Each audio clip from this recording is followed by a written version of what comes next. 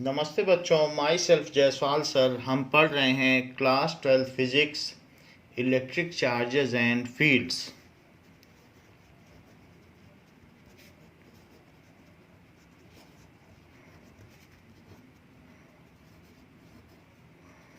Now we have solved exercise questions up to 1.3 and we will continue it further.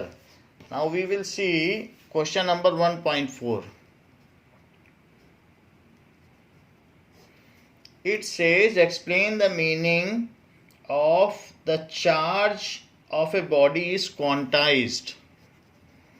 Explain the meaning that electric charge of a body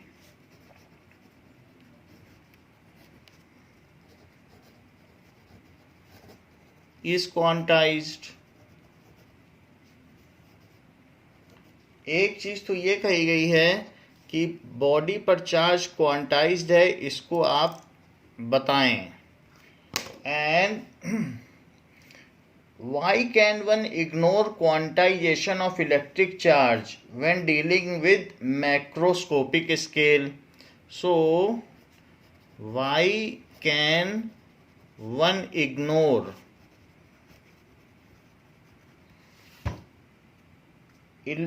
quantization of electric charge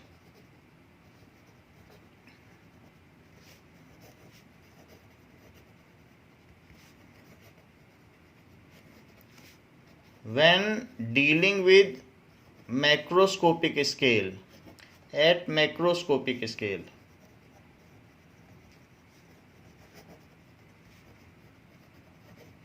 Now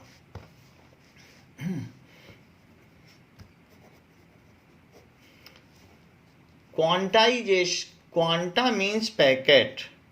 That means quanta means packet. So minimum possible charge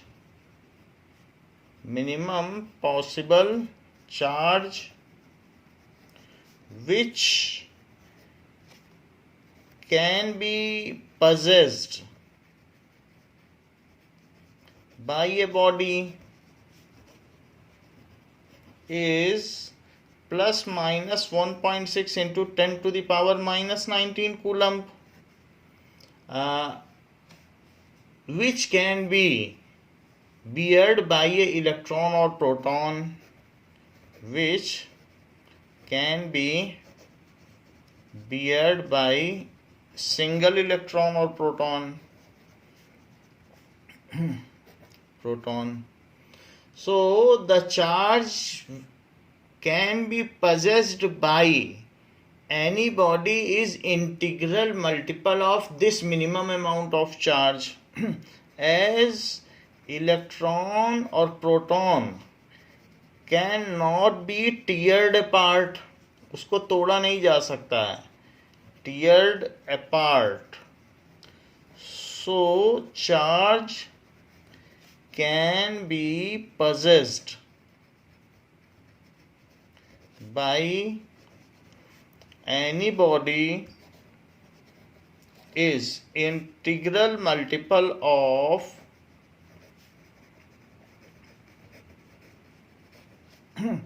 minimum amount of possible charge.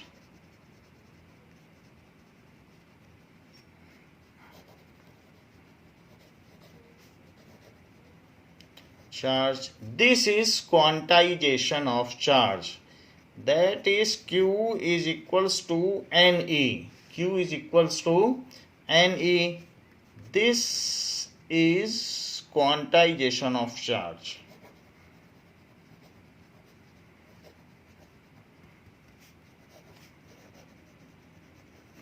Where N is integer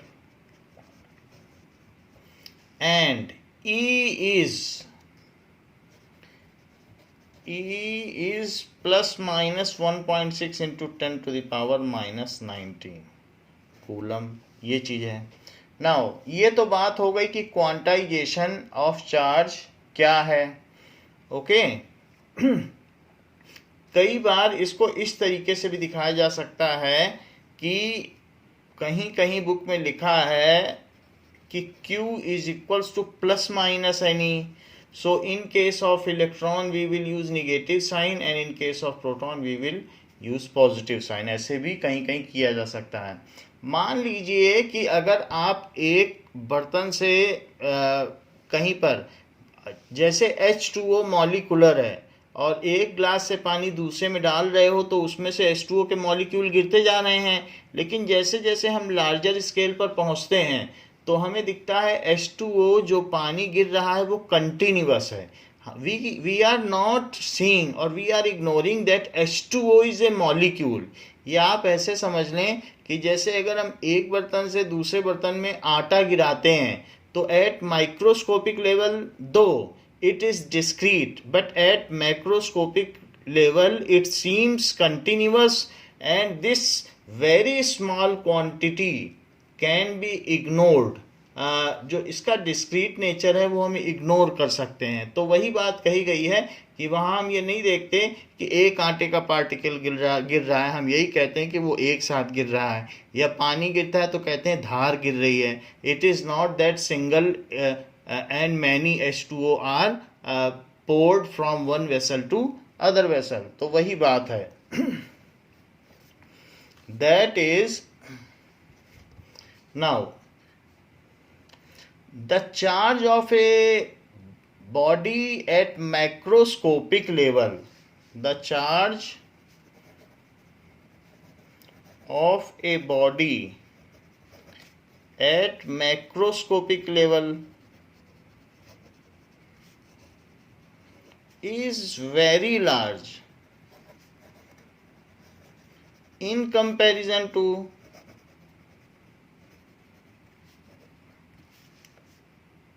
1.6 into 10 to the power minus 19 coulomb. तो इसके comparison में वो very large है क्योंकि हम 1 coulomb से deal करते हैं, तो वो 10 टू द पावर माइनस 19 से कितना गुना हो गया, 10 टू द पावर 19 टाइम्स हो गया। तो इतनी बड़ी क्वांटिटी 1 कूलम की भी बात करें तो वो इससे कितना ज़्यादा है। So in this case this small value of charge can be ignored and charge can be taken in continuum manner। So this small quantity or discrete nature of charge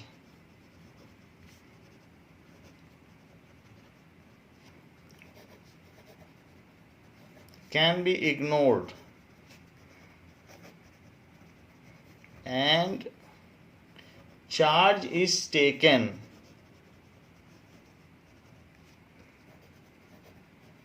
in continuum manner।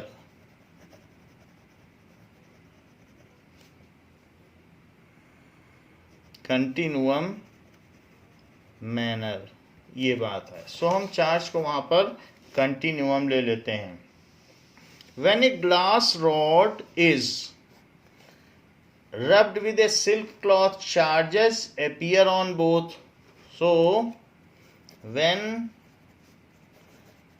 glass rod is rubbed with silk cloth, charge appears on both, charges appear on both। A similar phenomena is observed with many other pair of body। A similar phenomena happens with many pair of bodies।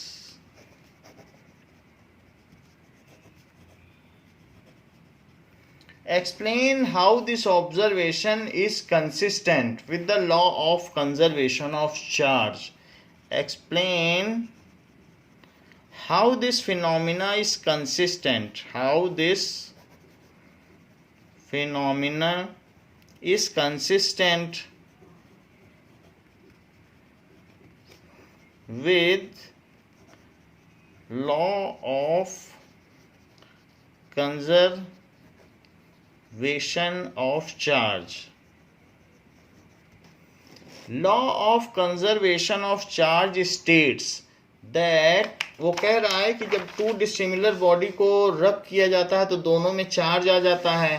पहले दोनों neutral होती हैं, बाद में charge आ जाता है.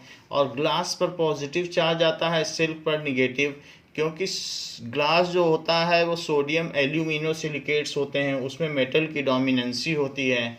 तो ऐसा और भी कईयों के साथ होता है. जैसे कॉम्ब को हेयर के साथ करते हैं तो कॉम्ब पॉलीविनाइल क्लोराइड है तो कॉम्ब पे निगेटिव चार्ज आ जाता है. तो शुरू में न्यूट्रल है, बाद में चार्ज आ जा रहा है. तो कैसे ये conservation, law of conservation of charge के साथ ये मेल खाता है, इसको एक्सप्लेन करिए. So law of conservation of charge states that charge can neither be created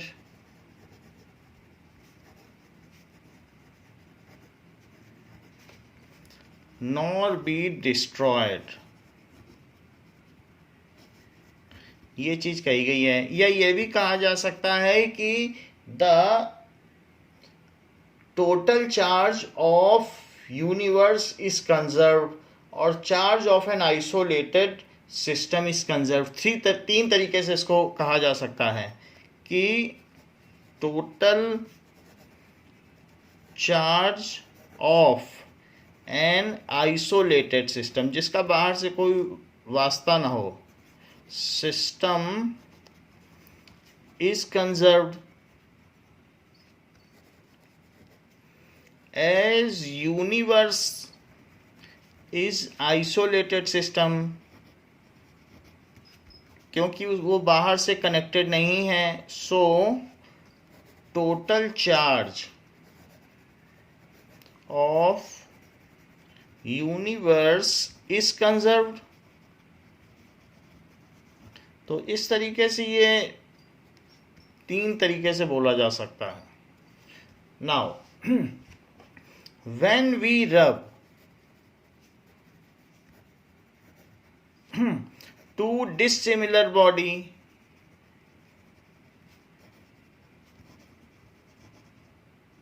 then due to difference in their electronegativity,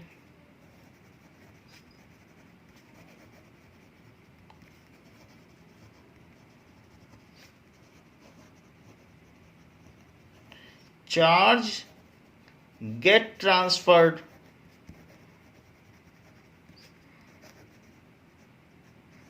charge की बात कही जाए तो यहाँ electron get transferred from less electronegative body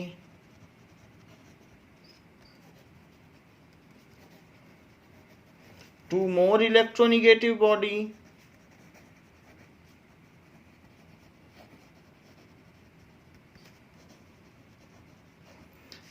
Less electronegative body becomes positive charge and more electronegative body becomes negative charge. Less electronegative body becomes positive charge, positively charged, and more electronegative body becomes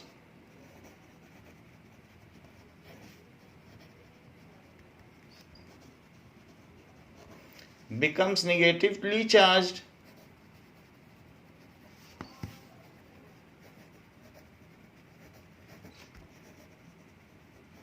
Here no new charge is getting created or destroyed.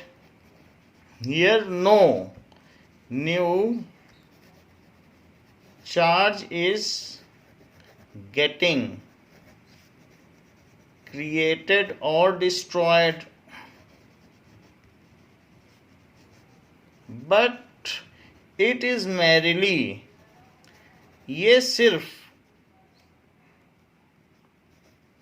It is mainly redistribution of charge.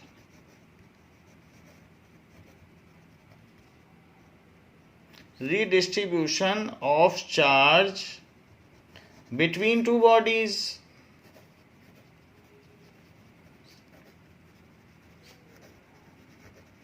Hence, it is consistent with law of conservation of charge. Hence, it is consistent with law of conservation of charge. इसलिए ये आवेश के संरक्षण के सिद्धांत का अनुपालन करता है। तो यही बात कही गई है कि क्योंकि चार्ज तो कोई यहाँ पर हम क्रिएट या डिस्ट्रॉय कर नहीं रहे हैं, रीडिस्ट्रीब्यूट कर रहे हैं। अदरवाइज हर बॉडी में टोटल पॉजिटिव और टोटल नेगेटिव चार्ज इक्वल होते हैं और वो न्यूट्रल होती है। पूछा गया है कि 4 point charges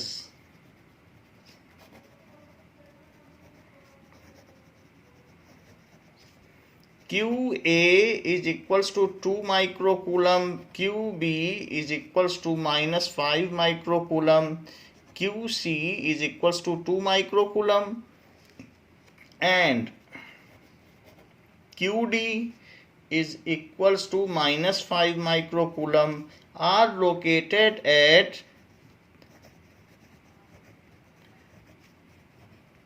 the corners of square ABCD of side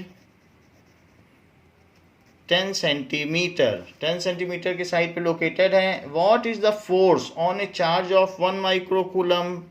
What is the force on a charge of 1 microcoulomb at the center of a square? At the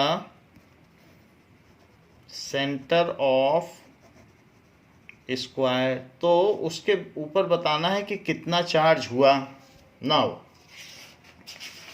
as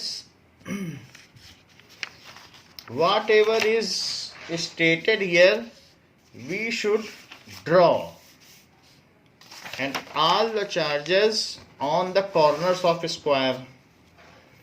तो ऐसा दिया गया है।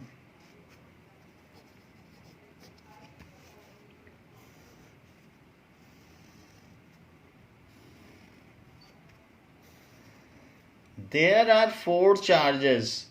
QA is 2 microcoulomb, QB is equals to -5 microcoulomb, QC is equals to 2 microcoulomb and QD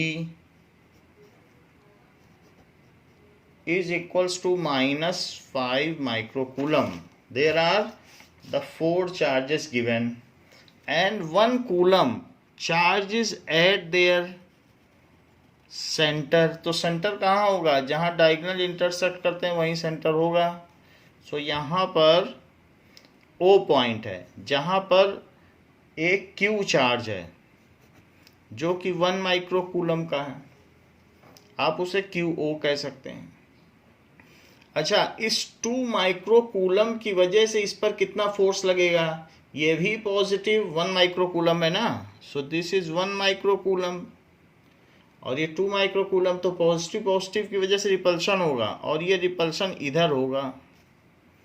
so this is force on O due to C, या simply भी लिख सकते हैं फोर्स ड्यू टू C। अच्छा, इस 2 माइक्रोकूलम की वजह से इस 1 कूलम पे क्या होगा? फिर रिपल्सन होगा। तो इस 2 की वजह से इधर भगाया जाएगा और इस 2 की वजह से उधर भगाया जाएगा, तो वो भी इक्वल ही होगा। सो इट इज FA। ये इसी तरीके से -5 माइक्रोकूलम की वजह से ये इधर अट्रैक्ट होगा, क्योंकि ये 1 माइक्रोकूलम और ये -5, सो इट विल अट्रैक्ट। थोड़ा सा लंबा वेक्टर होगा क्योंकि ये बड़ा चार्ज है। तो it will be force due to B, और -5 माइक्रो कूलम की वजह से 1 कूलम चार्ज उधर अट्रैक्ट होगा क्योंकि अपोजिट चार्जेस हैं। तो वो जो अट्रैक्शन होगा वो होगा फोर्स ड्यू टू डी। तो ये force due to B, force due to D, force due to C, force due to A. Now force due to C कितना है अगर हम मैग्नीट्यूड की बात करें? So it is equals to 1/4 pi epsilon naught, और C की वजह से निकाल रहा हूं तो 1 micro coulomb and into 2 micro coulomb. So 1 into 10 to the power -6 into 2 into 10 to the power -6, because magnitude ही ले रहे हैं। ये चीज़ हो गई। और अपॉन इनके बीच की जो डिस्टेंस हुई, अगर डिस्टेंस दी है तो लिख लें। नाउ लोकेटेड एट 10 सेंटीमीटर दिया है तो ये 0.1 है मीटर, 10 सेंटीमीटर दिया है, 0.1 मीटर और 0.1 मीटर। ये टोटल कितना हो गया? अगर साइड ए होती है तो ये पूरा होता है AC, A√2 या 0.1√2 मीटर, क्योंकि A होती है तो A√2 होता है। तो बताइए OC कितना हुआ? That is AC/2, mid point है तो 0.1√2/2। सो इट इज 0.05√2, और जो OC हुआ वही AO हुआ और वही BO हुआ और वही DO हुआ, क्योंकि स्क्वायर का सेंटर सभी से समान दूरी पर होता है। तो दैट इज 0.05√2, 0.5√2 और फिर उसका स्क्वायर, ये चीज़ हो गई। और ये चीज़ कितनी हो गई? 9 इंटू 10 टू द पावर 9, ऊपर कितना हो गया? 2 इंटू 10 टू द पावर -12, और डिवाइडेड बाई 0.05 है तो 0.05, पहले रूट 2 का स्क्वायर करो, 0.5 का भी स्क्वायर और √2 का स्क्वायर तो 2 हो जाएगा, इसका भी स्क्वायर करो और इसका भी स्क्वायर करो, तो ऐसा हो गया। √2 के स्क्वायर से 2 आ गया, 2 से 2 कट गया। अब जरा देखो, अब आप क्या करिए कि 5 का तो स्क्वायर कर ही लीजिए, 5 का स्क्वायर 25 और नीचे 10 टू द पावर -2 है, उसका भी स्क्वायर करो तो 10 टू द पावर -4, और ज़रा ऊपर देखिए, ऊपर कितना होगा? 10 टू द पावर -3, क्योंकि 9 है ये 12 है, तो ये कितना हो जाएगा? दैट इज -3 से -3 कट जाएगा और -1 बचेगा। सो 9/25 और इंटू 10 टू द पावर -1 बचेगा तो वो ऊपर चला जाएगा और 10 हो जाएगा। सो इट इज 90/25। 5 से अगर इन दोनों को काटा जाए तो 5 1 जा 5 और 5 8 जा 40, तो ये कितना हो जाएगा? दैट इज 3, 5 3 जा 15, तो 3.6 न्यूटन हो जाएगा FC। और जो FC है वही FA होगा। So as FC and FA are equal in magnitude and opposite in direction, जो FC है वही FA होगा, क्योंकि वही दोनों चार्ज का पेयर तो यहाँ भी है, 1 माइक्रोकूलम 2 माइक्रोकूलम, और डिस्टेंस भी सेम है। ऐसे ही 1 माइक्रोकूलम और 2 माइक्रोकूलम है और इसकी भी डिस्टेंस यही है। तो इस तरीके से कि FA and FC both are of equal magnitude and opposite in direction, so they will cancel each other, as FA and FC are equal in magnitude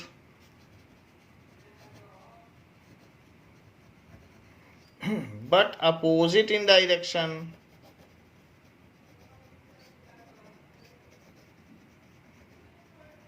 So they will cancel each other, एक दूसरे को cancel कर देंगे। इसी तरीके से similarly जो F D है, अब एफ डी देखिए, एफ डी कितना है, तो नाउ एफ डी का पता लगाओ। तो एफ डी क्या है, ये 1 माइक्रो कूलम्ब है और ये -5 है, पॉजिटिव में लिया जाएगा, ये वेक्टर का चैप्टर है। सो एफ डी, तो ये चीज़ें आप चाहें तो सिर्फ एफ डी भी लिख सकते हैं, आप मॉड ना लगाएं। तो 9 × 10⁻9 और 1 × 10⁻6 और 5 × 10⁻6 और डिवाइडेड बाई 0.05 √2, क्योंकि डिस्टेंस तो वही रहेगी, लेकिन ऐसा करने पर आपको अलोंग लिखना पड़ेगा। तो यहाँ लिखिए अलोंग ओ डी। तो अगर मॉड नहीं लगाते हैं तो आप ओ डी लिख देंगे तो बात पूरी हो जाएगी, क्योंकि वेक्टर भी लिखना पड़ेगा, अलोंग ओ डी ऐसे लिखना पड़ेगा। तो अब देखिए कि ये 9 है और इंटू 5 और नीचे से 2 आ जाएगा और 5 या 25 ले लो। हाँ, लेकिन इसे 10⁻⁻2 मानिए, 10⁻⁻2, फिर उसका स्क्वायर करिए तो 10⁻⁻4 और ऊपर कितना हो जाएगा 9 और ये -12, तो कितना हो जाएगा 10⁻⁻3। तो यहाँ पर 5 से ये कट गया तो 5 बचा, 5 2 जा 10, सो 9/10। और यहाँ पर ज़रा देखो तो ये 10⁻⁻1 बचेगा और जो कि ऊपर चला जाएगा तो 10, it is 90/10, it is equals to 9 coulomb. लेकिन ये कहाँ पर होगा, अलोंग ओ डी। सो यहाँ पर जो एफ डी है और इसी तरीके से एफ बी क्या होगा, ये एफ बी है, so that is also 9 coulomb, but it is जो एफ बी होगा वो 9 कूलम्ब होगा, वो अलोंग ओ बी होगा, is equals to 9 coulomb along OB. So both forces are equal in magnitude but opposite in direction, hence they will cancel each other. So both forces FD and FB are equal in magnitude but opposite in direction, so cancel each other. Get cancelled तो cancelled out हो जाएंगे, so cancelled out। आप जरा देखिए, ये बात हो गई। हम कह सकते हैं कि जो एफ ओ पर जो चार्ज रखा है उस पर फोर्स क्या लगेगा, it is F A plus F B plus F C plus F D.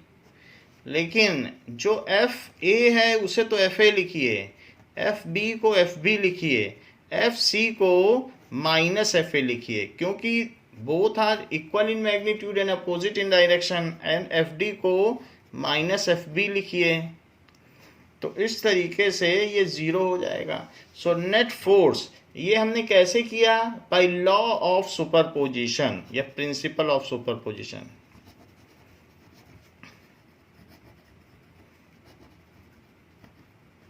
So this is by principle of superposition. So net force acting on the charge 1 microcoulomb kept at center is 0. Net force acting on 1 microcoulomb charge kept at center is 0 Newton. कहा गया है an electrostatic field line is continuous curve an electrostatic field line is a continuous curve.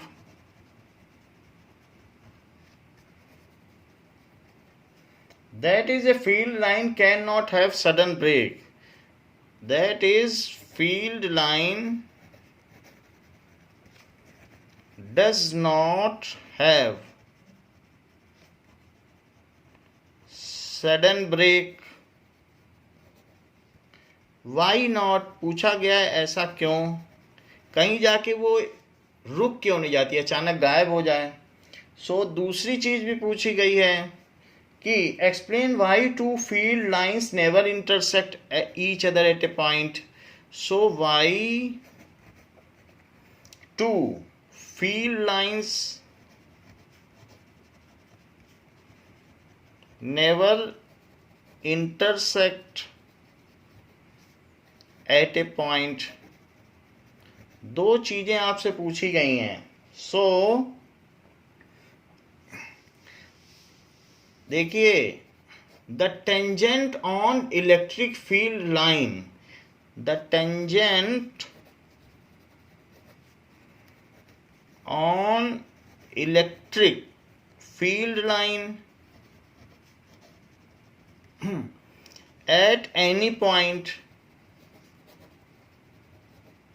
shows the electrostatic force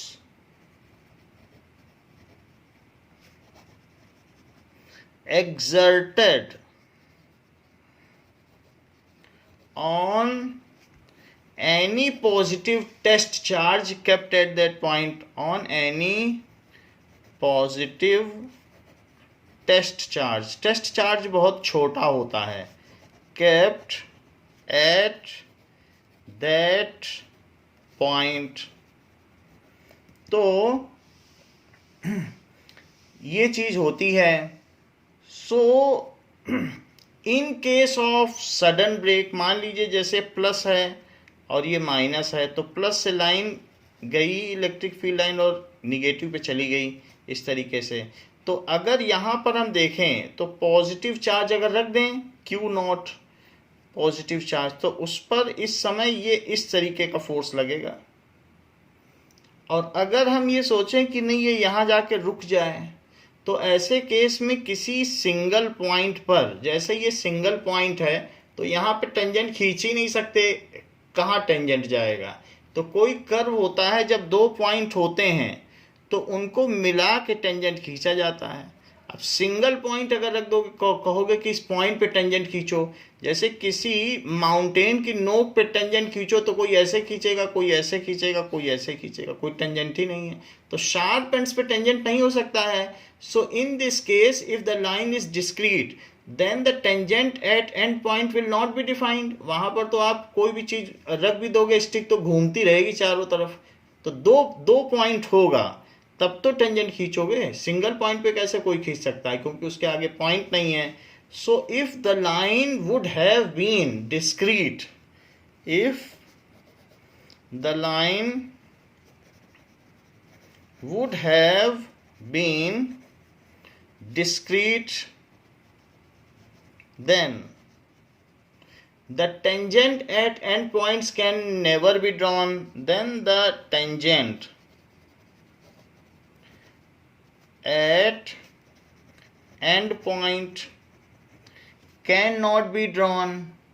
तो वहाँ पर tangent नहीं draw किया जा सकता है. टेंजेंट में ई लगाइए. Tangent at that point can never be drawn.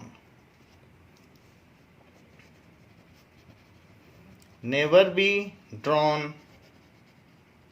Hence the force at endpoints will be not defined. Hence the force at endpoint is not defined. But this is not possible. कहीं पर अगर कोई plus charge रख दो वो कहीं ना कहीं जाएगा, तो ऐसा तो नहीं होगा कि वहाँ पर अचानक उस पर फोर्स गायब हो जाए. सो इसलिए but this is not possible. This is not possible कि फोर्स ही ने डिफाइन हो, जहां मर्जी वहां चला जाए, ऐसा तो नहीं हो सकता है. But this is not possible. Hence field lines are continuous in nature. Field lines are continuous in nature, इसलिए ये कंटिन्यूअस होती हैं. बाकी बी पार्ट आपको बताया जा चुका है कि अगर ये प्लस चार्ज है और ये माइनस है, और मान लीजिए there are two different field lines जो इंटरसेक्ट करें, तो एक की वजह से यहाँ पर टेंजेंट इधर होगा और एक की वजह से यहाँ टेंजेंट इधर होगा. तो अगर क्यू नॉट चार्ज रखा जाएगा तो क्या वो कभी उधर जाएगा और कभी इधर जाएगा? So at a single point force cannot act in two different direction. So the field lines never intersect each other. So if field line would have intersected, then at a single point there are two directions of forces would act on a positive test charge kept there, which is not possible. किसी भी एक जगह रखी हुई चीज़ कभी उधर चली जाए और कभी इधर चली जाए, ये तो हो नहीं सकता. Because it is the vector sum of force acting on any charge kept at any point in space. हमेशा प्रिंसिपल ऑफ सुपरपोजिशन होता है और जो वेक्टर सम होता है वही उसको जाना होता है. तो ये नहीं होता वो अपनी मर्जी से कि कहीं भी चली जाए. तो as it is not possible that it can move simultaneously in two directions, hence the field lines never intersect each other. Now कहा गया है कि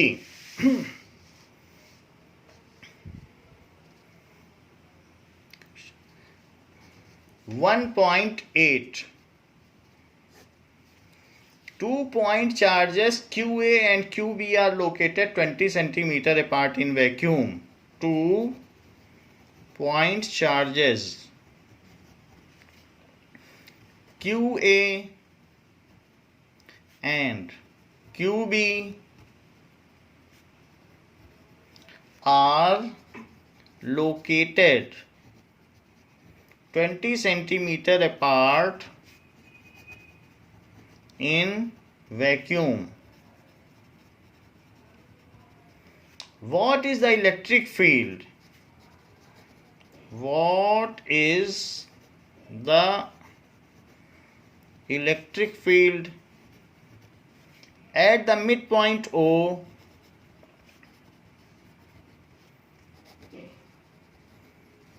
of the line AB joining two charges?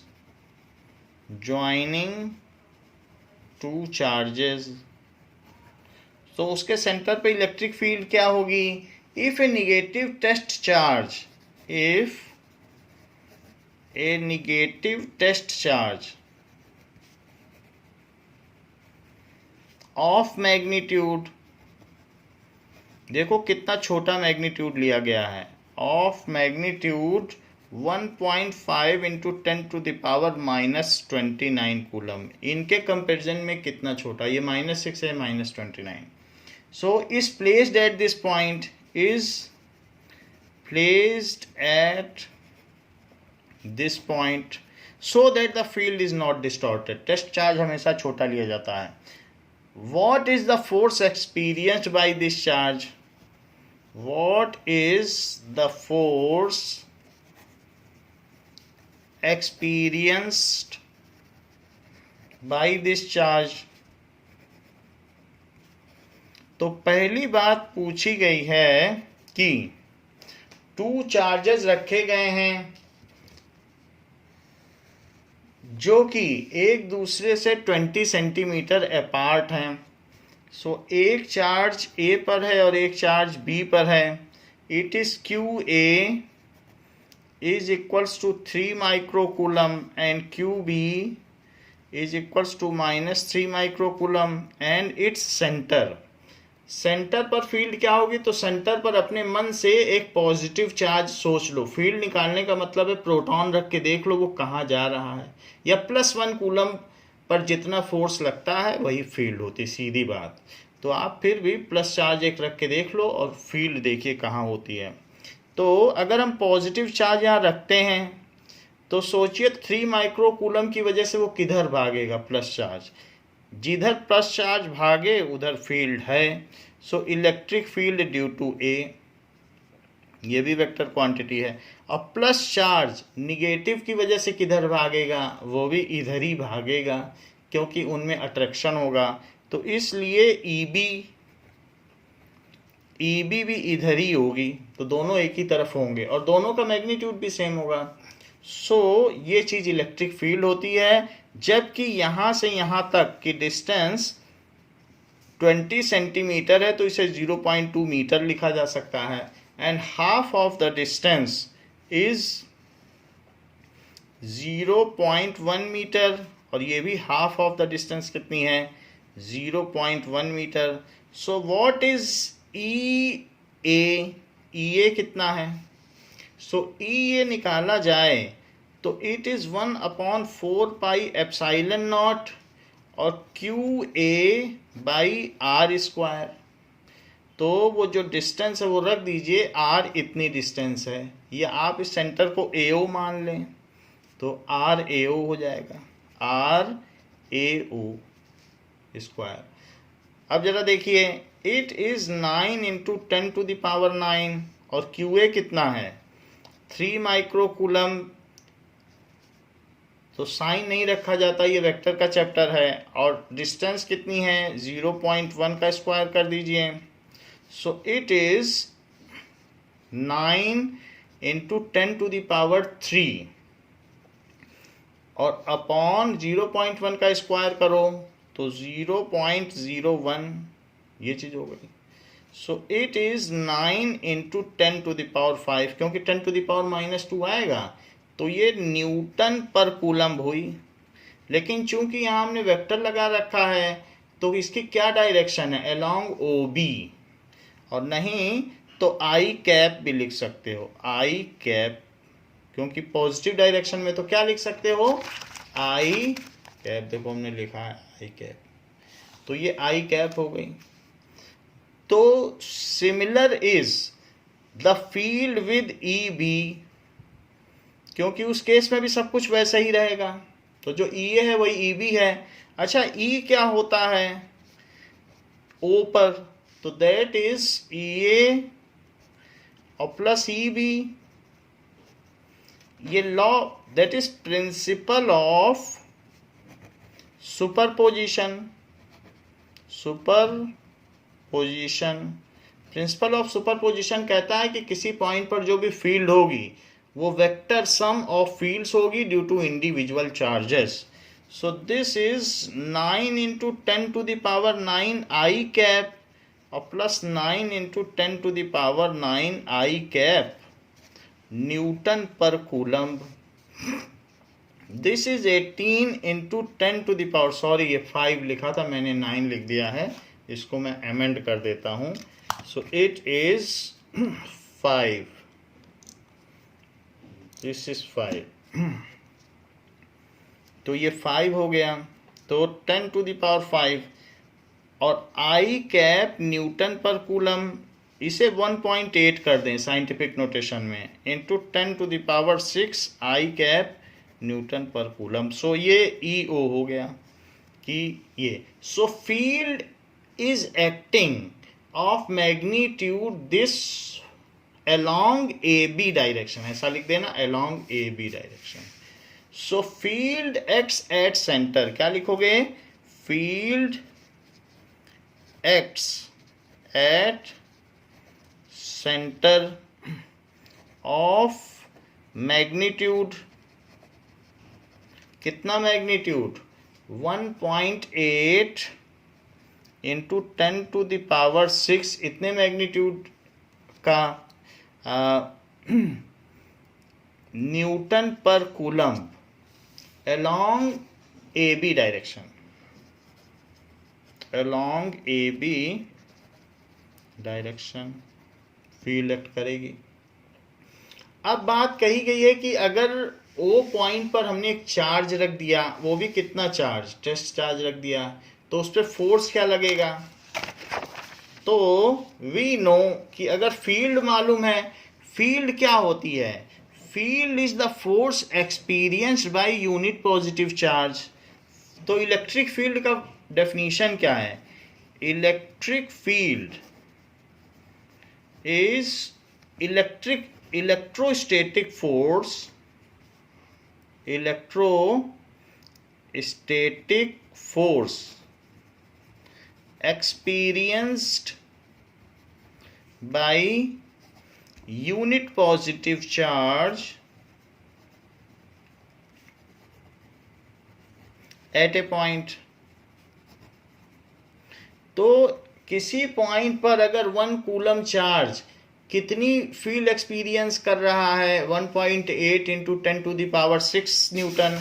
तो 1 कूलम चार्ज इतनी experience कर रहा है, तो इतना कूलम चार्ज रख दिया जाए तो कितनी करेगा, तो मल्टीप्लाई कर दो, क्योंकि 1 कूलम इतना रेट है, जैसे 1 लीटर दूध का रेट ये है तो 10 लीटर का। इलेक्ट्रिक फील्ड का तो यही महत्व है कि एक के लिए फोर्स इतना तो इतने के लिए फोर्स कितना। और वैसे भी जो E होती है वो F/Q होती है।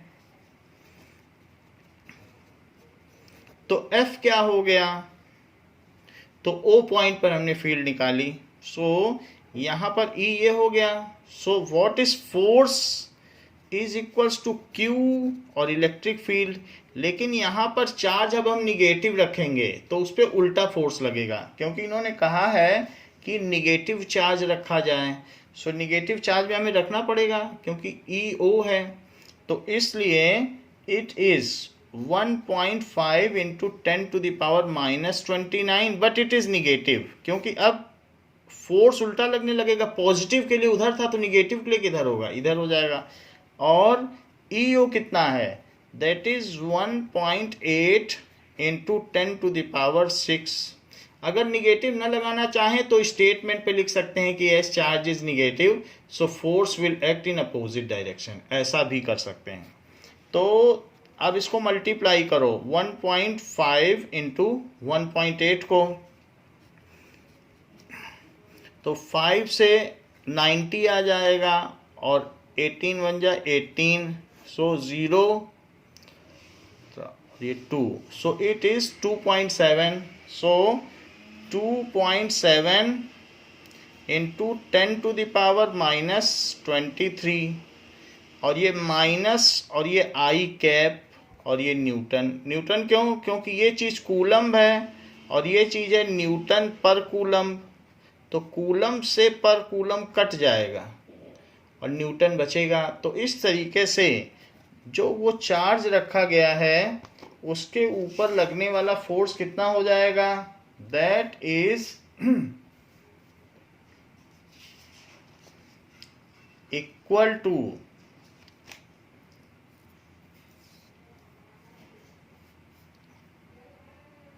Now there is a mistake occurred during first part. यहाँ देखिए कि ये 9 है और 9 इंटू 3 हमने नहीं किया है, तो 9 3 जा कितना हो जाएगा, 3 हमने स्किप कर दिया है, तो 9 3 जा 27 होगा।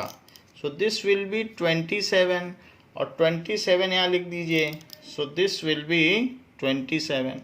सो 27 इंटू 10⁵। फिर EA और EB को अगर हम ऐड करेंगे तो 27 और 27 ऐड हो जाएगा 27, और यहाँ पर भी कितना होगा 27। सो 27 और प्लस 27 कितना हो जाएगा, इट विल बी 54।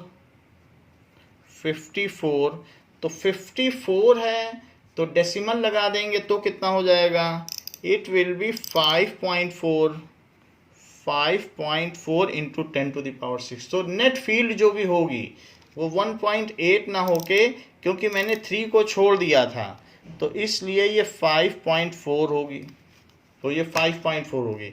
और इसी तरीके से जब हम ये फार्मूला लगाएंगे तो वहाँ पर इलेक्ट्रिक फील्ड कितनी लिखी जाएगी, दैट विल बी 5.4 और 5.4 का आप मल्टीप्लाई करें 1.5 में।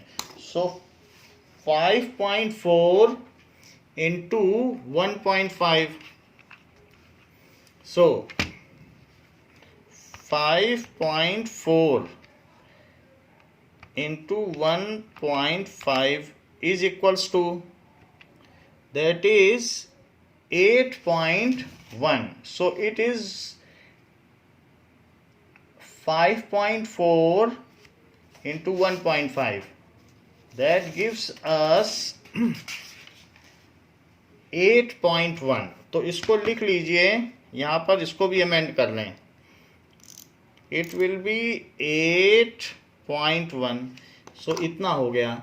The force will act on negative test charge of this magnitude in BA direction. Negative लगा है कि नहीं? So force will act on negative test charge of 8.1 into 10 to the power minus 23 Newton in BA direction. So BA direction में force act करेगा. तो ये बात हो गई. अब जरा देखिए कि a system has two charges. A system has two charges. QA is equals to 2.5 into 10 to the power minus 7 coulomb, and QB is equals to minus 2.5 into 10 to the power minus 7 coulomb, located at point A 0, 0, minus 15 centimetre. तो A point पर ये charge located है QA, and B that is 0, 0 plus 15 centimeter. What is the total charge and electric dipole moment of system? What is the total charge and electric dipole moment of the system? तो ये दोनों चीजें दी गई हैं कि ऐसा यहाँ पर रखा हुआ है. सो इस चीज को बनाते हैं. पहले तो डायग्राम हम देखें फिर कैसे है. Let this is x, this is y. तो x और y ले लें, और अगर x से y चले राइट हैंडेड सिस्टम में तो ऊपर z आएगा. तो that will be z positive. So rectangular right handed Cartesian coordinate system के हिसाब से चल रहे हैं. So that will be z and this will B z dash. ऐसा होगा. तो z की तरफ यहाँ पर x में 0 चलो, y में 0 चलो, और z में प्लस चलो 15. तो 15 दैट इज सेंटीमीटर. 15 सेंटीमीटर ऊपर चल लीजिए. तो यहाँ पर हम आ गए. दैट इज 0, 0 और 15 सेंटीमीटर को 0.15 मीटर लिख लें. ये प्लस में, और माइनस में भी क्या होगा? 0, 0 और माइनस 0.15 मीटर. ये मीटर में लिया है. सो स्केल क्या हो गया? 1 centimetre is equals to 1 metre. ये स्केल ले लिया. अब यहाँ पर दो चार्जेस हैं. तो पॉजिटिव पॉइंट पर निगेटिव चार्ज लोकेटेड है. ध्यान दीजिएगा. सो QB पॉजिटिव है ना. सो माइनस QB कितना है? Minus 2.5 into 10 to the power minus 7 coulomb. और QA कितना है? So QA is equals to 2.5 into 10 to the power minus 7 coulomb. So QB और QA में माइनस और प्लस का अंतर है. However total distance between them कितनी हुई? सो टोटल डिस्टेंस 2a हुई, जो कि डाइपोल के बीच की डिस्टेंस होती है वो हो गई 30 सेंटीमीटर या फिर 0.3 मीटर। अच्छा, total charge of the system कितना है? Total charge of system is equals to QA plus QB, that is additivity of charge. तो एल्जेब्राइक सम होता है, तो QA कितना है? 2.5 इंटू 10⁻⁻7 और माइनस 2.5 इंटू 10⁻⁻7। ठीक है, तो it will B 0 coulomb by additivity of charge, by additivity of charge. Dipole moment क्या होता है? जब डाइपोल मोमेंट पूछा जाएगा तो डायरेक्शन के साथ बताना है, और डाइपोल मोमेंट निगेटिव से पॉजिटिव होता है। ये निगेटिव है तो निगेटिव चार्ज से प्लस की ओर जाएगा dipole moment.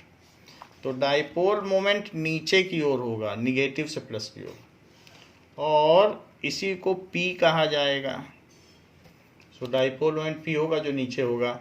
So what is electric dipole moment? It is any charge, magnitude of any charge and distance between them. So 2.5 into 10⁻⁻7 और उनके बीच की डिस्टेंस 0.3 है। बट हमने ये लिखा है डायरेक्शन, तो हमें बतानी होगी direction is from B to A। ये पॉइंट क्या है? ये B है। ये पॉइंट क्या है? नीचे वाला, इसमें A डालिए। सो B से A, from B to A, ये इमीडिएट लिखना पड़ेगा, या अलोंग BA लिख सकते हो। अलोंग BA ज़्यादा अच्छा है, अलोंग BA। इनको मल्टीप्लाई करो तो 0.75 इंटू 10⁻⁻7 और कूलम मीटर, साइंटिफिक नोटेशन में लिखो तो 7.5, इसको बड़ा किया है, इसको छोटा करो, coulomb metre. So this will be the dipole moment, और लिख दें along BA। So this is the direction of dipole moment. Now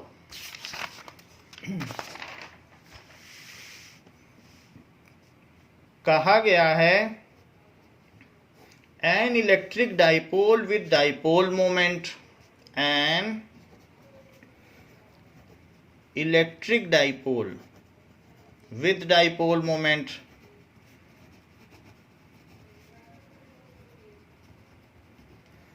(4 into 10⁻⁻9 coulomb meter) is aligned at 30 degree with direction of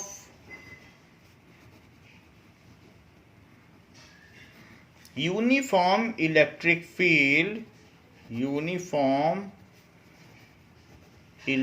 field of magnitude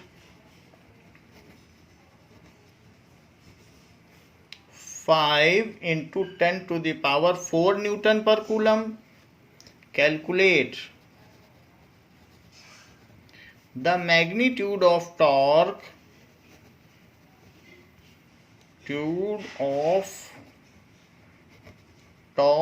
acting on dipole। कहा गया है कि अगर एक समान विद्युत क्षेत्र में कोई विद्युत द्विध्रुव रखा गया है जिसकी इलेक्ट्रिक फील्ड से डायरेक्शन कितनी बनती है, ऐसे रखा गया है, और यहाँ -Q लो, -Q, और यहाँ लो +Q। तो इस तरीके से जो स्मॉल p है वो इलेक्ट्रिक फील्ड से, देखो ये चीज़ हो गई, डाइपोल मोमेंट हो गया। क्यों हो गया? क्योंकि माइनस से प्लस होता है, तो इसकी डायरेक्शन कितनी हुई इलेक्ट्रिक फील्ड से? 30 डिग्री, क्योंकि इलेक्ट्रिक फील्ड ऊपर जा रही है और डाइपोल मोमेंट इधर जा रहा है, तो इसलिए इनके बीच को इनिशियल वेक्टर बन रहा है। सो कितनी डायरेक्शन हुई? 30 डिग्री हुई इनके बीच का। अच्छा, तो टॉर्क क्या होता है? टॉर्क होता है P क्रॉस E या फिर PE sin theta. P E sine theta, उनके बीच का जो एंगल, और एक ईटा वेक्टर होता है which is perpendicular to them. तो एक वेक्टर होगा, ये ई है और ये पी है, तो पी से ई की तरफ जाओ राइट हैंड से, ये, और थंब ऊपर जाएगा, पी से ई जाओगे, तो पी से ई जब जाओगे तो ऐसे जाओगे तो टॉर्क ऊपर लगेगा, अपवर्ड। जब टॉर्क पूछा है तो डायरेक्शन भी होगी अपवर्ड, टॉर्क अपवर्ड होगा। तो इस तरीके से हमें P से E जाना होगा, तो थंब ऊपर चला जाएगा, राइट हैंड से करना, राइट हैंड थंब रूल। तो ये चीज़ हो गई। तो यहाँ पर P कितना है, P is 4 into 10 to the power -9 coulomb metre, 4 into 10 to the power -9 coulomb metre. और इलेक्ट्रिक फील्ड कितनी है, 5 into 10 to the power 4 newton पर कूलम्ब। और साथ ही साथ साइन थीटा कितना है, साइन 30 डिग्री, और ईटा क्या है, upward to plane of paper, plane of paper में अपवर्ड है। अब इन सभी को मल्टीप्लाई करो, 4 5 या 20, और साइन 30 होता है हाफ, तो 20 into half into 10 to the power -5, coulomb से कूलम कटा, और ये न्यूटन मीटर हो गया। और ये चीज़ अब हो गई कि perpendicular to the plane of paper and upward, perpendicular to plane of paper and upward. तो इसको करेंगे तो 10 आएगा, और 10 से इसको कर लो तो -4 newton metre, that is perpendicular to the plane of paper लिख दीजिए। So this is the direction of torque. तो ये टॉर्क की डायरेक्शन हो गई। तो बच्चों इस क्लास के लिए इतना ही, इसके आगे आपको नेक्स्ट क्लास में बताया जाएगा। थैंक यू बच्चों।